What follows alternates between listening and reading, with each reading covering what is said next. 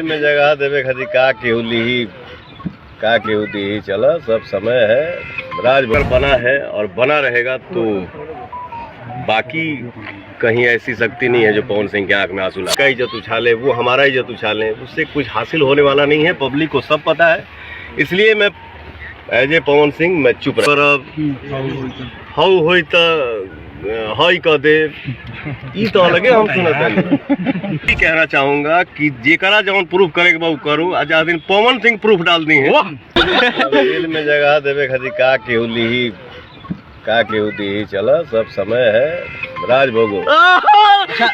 अक्षरा सिंह का वीडियो जब से सामने आया है, तब से हर कोई पवन को गलत समझ रहे हैं। अक्षरा सिंह ने पवन सिंह के बारे में बहुत गलत बोला है।